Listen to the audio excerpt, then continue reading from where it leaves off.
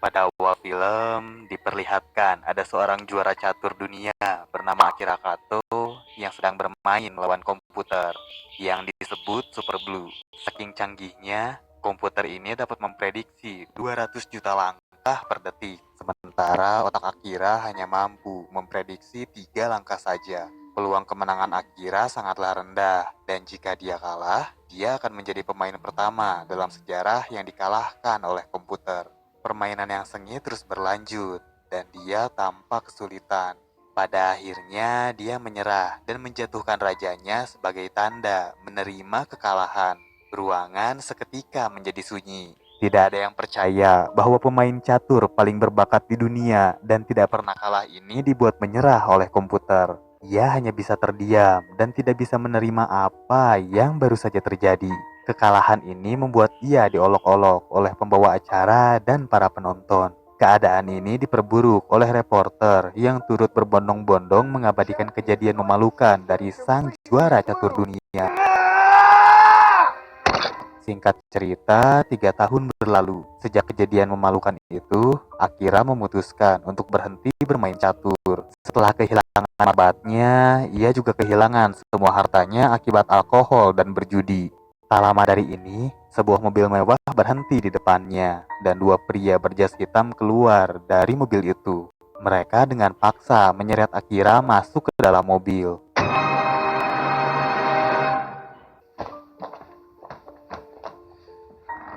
Dia dibawa ke sebuah rumah megah dan di sana dia disambut oleh kakek tua. Kakek itu mengungkapkan bahwa dia tahu siapakah Akira sebenarnya. Tetapi ketika Akira bertanya tentang siapa dia, si kakek mengatakan itu tidaklah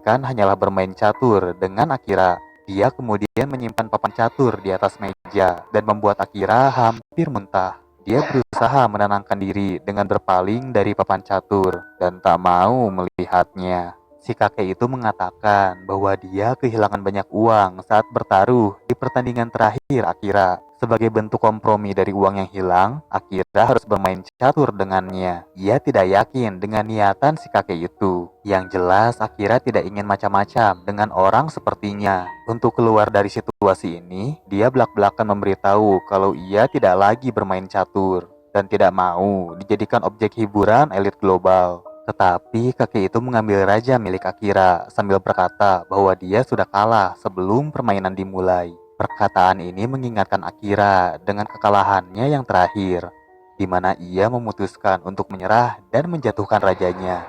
Dia menghentikan si kakek dan meminta agar memindahkan pion sebagai gantinya. Si kakek berhasil membujuk Akira dan dia pun mulai menggerakkan pionnya. Selama permainan ini, Akira menolak untuk membalikan badan. Ia hanya memberikan arahan pada si kakek untuk menggerakkan pionnya. Akira tak menyadari bahwa selama ini si kakek menggunakan earpiece dan berbicara dengan seseorang selama permainan berlangsung. Sambil memikirkan langkah berikutnya, Akira berjalan ke arah jendela, di mana dia melihat sekelompok orang di lantai bawah mengenakan pakaian putih hitam dan saling berhadapan, persis seperti pola di papan catur sekarang. Saat si kakek memakan salah satu pion milik Akira, salah satu pria di sana ditikam dan dibunuh.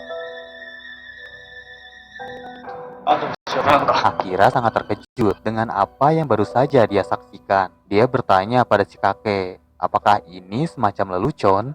Si kakek mengatakan bahwa pion hanyalah prajurit, jadi dia tidak boleh bersedih atas kematian seseorang. Akira berlari turun untuk memeriksa orang yang mati tadi. Sementara pemain yang lain berdiri diam di tempat mereka. Dia mencabut pisau yang menancap di dada pria itu.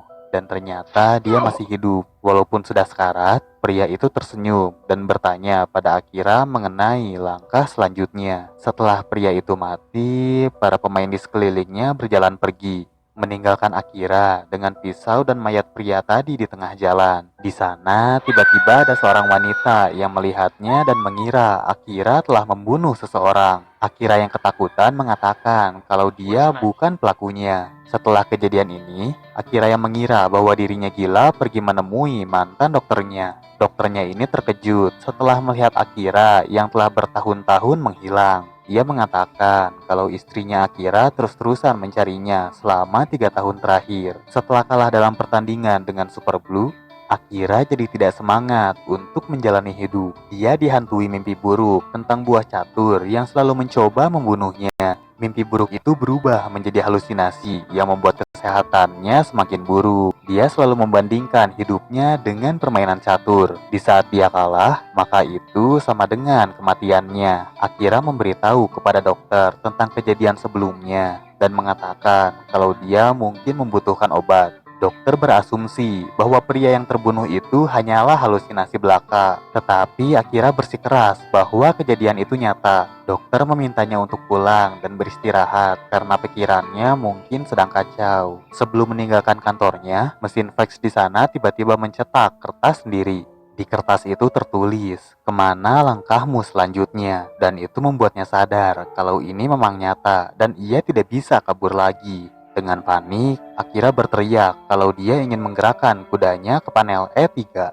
Dokter yang mendengar ia berbicara sendiri mengira bahwa Akira lagi kumat dan membiarkannya. Ia lalu membaca buku dan merasa heran ketika melihat halaman bukunya memiliki motif papan catur. Di samping itu, lagi-lagi mesin fax mencetak gerakan si kakek selanjutnya dan memberitahu kalau ratu miliknya akan memakan kuda milik Akira. Tak lama dari itu, dokternya muntah darah dan mati di tempat. Akira kaget saat melihat foto si dokter sedang naik kuda terpajang di ruangannya. Selama ini, orang yang menjadi kudanya adalah sang dokter. Kopi yang diminum oleh dokter sejak awal mengandung racun dan gelasnya ternyata bermotif catur. Akira langsung memanggil suster, namun si suster tidak mau masuk dan hanya memperhatikan dari luar sambil berkata mengenai langkah selanjutnya. Sebelum sempat menjawab, Akira pergi dari ruangan dan melanjutkan permainannya. Di koridor, ia bertemu dengan seorang bocah yang membawa papan catur. Dan ia memberitahu kalau dia mau raja miliknya pindah ke panel E2. Bocah itu memberitahu Akira kalau sang raja akan mati. Akira lantas berlari menuju parkiran mobil yang ditata seperti catur dan langsung menyalakan mobil yang tanpa ia sadari berperan sebagai uskup. Saat tancap gas, ternyata mobil itu hanya bisa berjalan diagonal dan setirnya tidak bisa dikendalikan. Ia lalu meninggalkan mobil dan mencoba menyalakan mobil lain yang berperan sebagai benteng. Tapi mobil itu tidak bisa jalan karena sekarang giliran si kakek. Benteng dari sisi lain menabrak mobilnya dan membunuh bentengnya.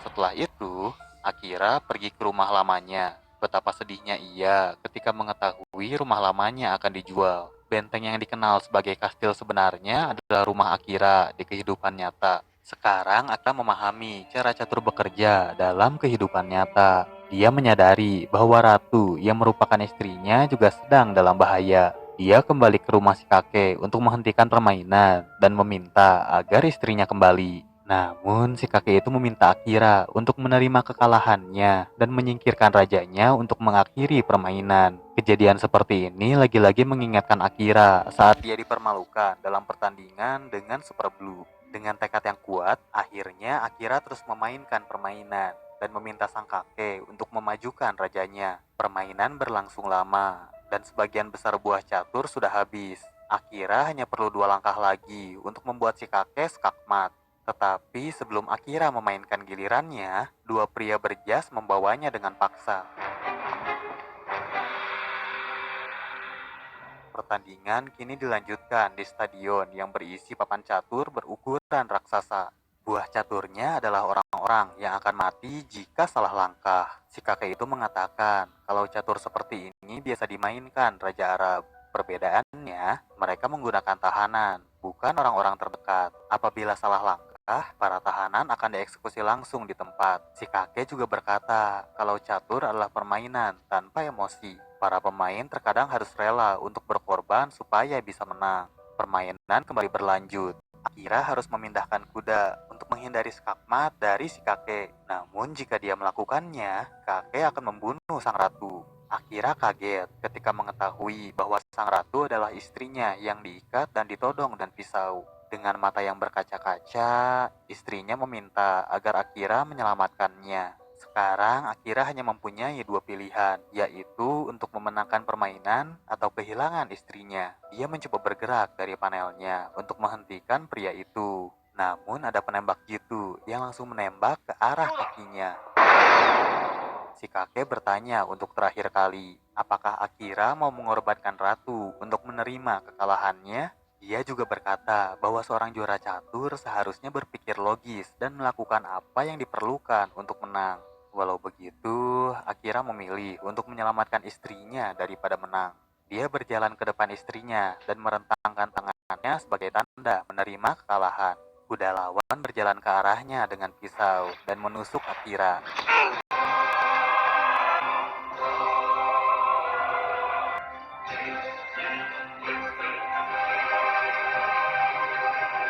Setelah dirinya tumbang, si kakek itu tersenyum dan bertepuk tangan.